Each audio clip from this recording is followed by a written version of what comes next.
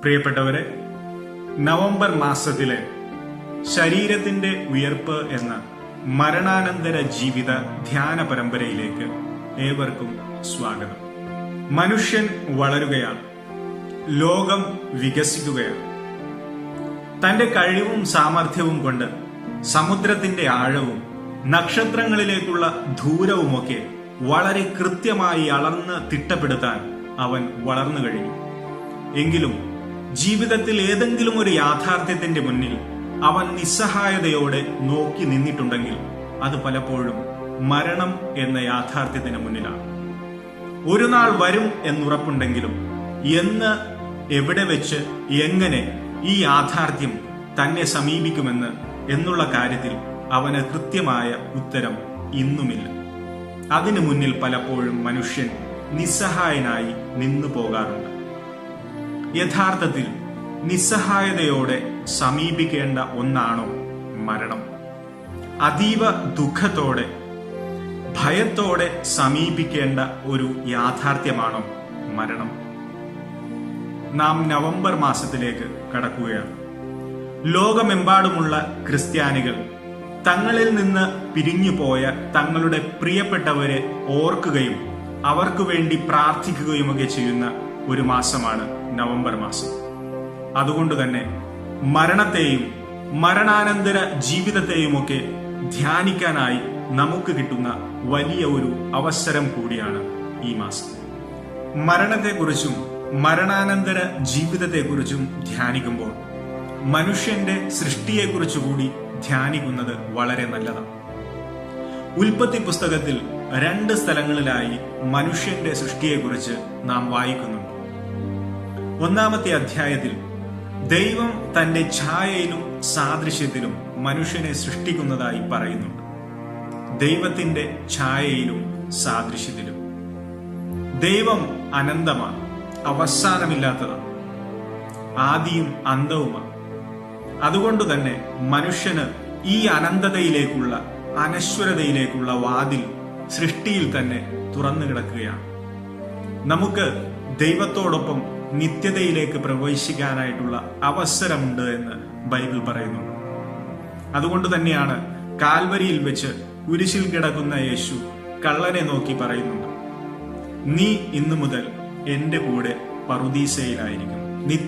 നിത്യതയിലേക്ക് പ്രവേശിക്കാനായിട്ടുള്ള അവസരം ഓരോ മനുഷ്യനും ഉണ്ട് എന്നുള്ളത്. അതോടൊപ്പം തന്നെ 2-ാമത്തെ അധ്യായത്തിൽ നാം വായിക്കുന്നുണ്ട്, ദൈവം മനുഷ്യനെ പൂഴിയിൽ നിന്ന് സൃഷ്ടിക്കുന്നു, മണ്ണിൽ നിന്ന് സൃഷ്ടിക്കുന്നു.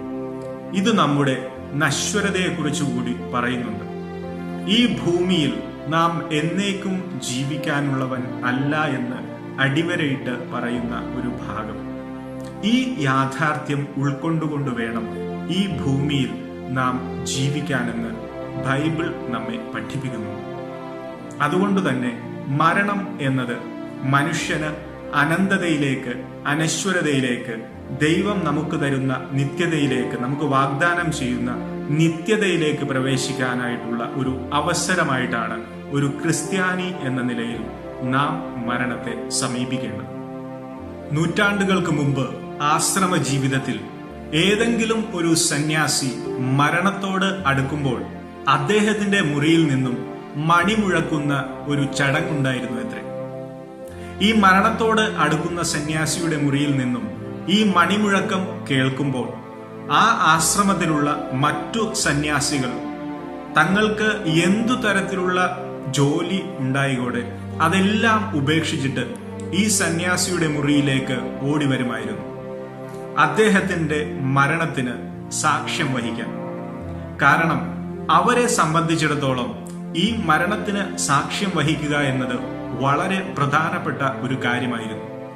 കാരണം ഈ ലോകത്തിൽ നിന്ന് ഈശ്വരന്റെ സന്നിധിയിലേക്ക് പോകുന്ന ഒരു യാത്രയ്ക്കാണ് അവർ സാക്ഷ്യം വഹിക്കുക. ഇവിടം കൊണ്ട് ഒന്നും തീരുന്നില്ല, ഒരു നിത്യമായ ലോകം നമ്മെ കാത്തിരിക്കുന്നുണ്ട് എന്ന ബോധ്യത്തോടു കൂടിയാണ് ഈ സന്യാസികൾ മരണത്തെ നോക്കിക്കണ്ടിരുന്നത്. അതുകൊണ്ടുകൂടിയാവണം പൗലോസ് അപ്പോസ്തലൻ നമ്മോട് പറയുന്നുണ്ട്, എനിക്ക് ജീവിതം ക്രിസ്തുവും മരണം നേട്ടവുമാണ്. മരണം എങ്ങനെയാണ് നേട്ടമാകുന്നത്? ദൈവത്തിങ്കിലേക്ക് അടുക്കാനുള്ള ഓരോ അവസരവും നമ്മെ സംബന്ധിച്ചിടത്തോളം നേട്ടമാണ്. അതുകൊണ്ടാണ് പൗലോസ് അപ്പോസ്തലൻ പറയുന്നത്, എനിക്ക് മരണം നേട്ടമാണ്. കാരണം മരണം എനിക്ക് ദൈവത്തിലേക്കുള്ള വാതിൽ തുറന്നിടുകയാണ്. അതുപോലെ തന്നെ മറ്റൊരു അപകടം കൂടിയുണ്ട്. പൗലോസ് അപ്പോസ്തലൻ വ്യക്തമായി പറയുന്നു, എനിക്ക് ജീവിതം ക്രിസ്തുവാണ്, മരണം നേട്ടവുമാണ്. ജീവിതം ക്രിസ്തുവാണ്, ക്രിസ്തു രക്ഷകനാണ്. ജീവിതം രക്ഷയായിട്ട് പരിണമിക്കണം. ജീവിതം കൊണ്ട് മറ്റുള്ളവർക്കും എനിക്കും രക്ഷയിലേക്കുള്ള വാതിൽ തുറന്നിടണം. ഇല്ല എങ്കിൽ ജീവിച്ചിരിക്കെ തന്നെ മരിച്ചവരായി മാറാനായിട്ടുള്ള ഒരു സാധ്യതയുണ്ട്. ധൂർത്തപുത്രന്റെ ഉപമ നമ്മൾക്കറിയാം. അതിൽ യേശു ഈ ധൂർത്തപുത്രന്റെ ഉപമ പറയുമ്പോൾ ആ ധൂർത്തപുത്രന്റെ ഉപമയിലെ പിതാവ് പറയുന്ന ഒരു കാര്യമുണ്ട്. ഈ പുത്രൻ മൃതനായിരുന്നു, ഇപ്പോൾ അവൻ തിരിച്ചു വന്നിരിക്കുന്നു, അവന് ജീവനുണ്ടായിരിക്കുന്നു. എങ്ങനെയാണ് ജീവിച്ചിരിക്കെ തന്നെ നാം ഒക്കെ മരിച്ചവരെ പോലെയാകുന്നത്? ദൈവവുമായിട്ടുള്ള ബന്ധം എന്ന് നാം മുറിക്കുന്നുവോ അന്ന് ജീവിച്ചിരിക്കെ തന്നെ നാം മരിച്ചവരായി പരിണമിക്കും.